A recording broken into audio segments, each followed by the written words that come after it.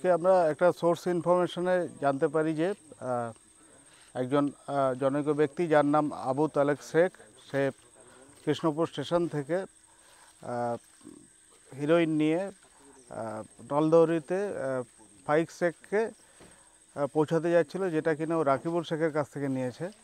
তো তারপরে আমরা সেই ইনফরমেশনে অ্যাক্ট করি এবং কৃষ্ণপুর স্টেশন সংলগ্ন এই তেঁতুলতলাতে তাকে আমরা ধরি এবং তার পজিশন থেকে 352 গ্রাম হিরোইন পাওয়া যায় এবং তাকে নেক্সট লিগ্যাল প্রসিজার মেনটেন করে আমরা অ্যারেস্ট করি। এর বাজার মূল্য কত?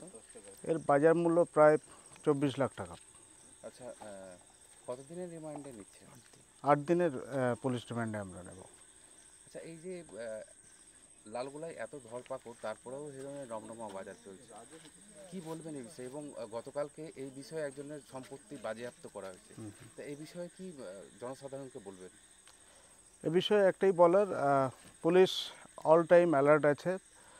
এটা শেকড় থেকে নির্মূল করতে আমরা সদা সচেষ্ট আছি এবং সমস্ত যারা এনডিপিএস কারবারি আছে তাদেরকে একটাই সচেতনতা বানিয়ে দেব যে শুধু ট্রায়াল অ্যাক্টিভিটি, মানে কোর্টে ট্রায়াল হবে এই কেসে, সেটা নয়, সাথে সাথে আমরা ফিনান্সিয়াল অ্যাক্টিভিটিও করব, ইনভেস্টিগেশন করব।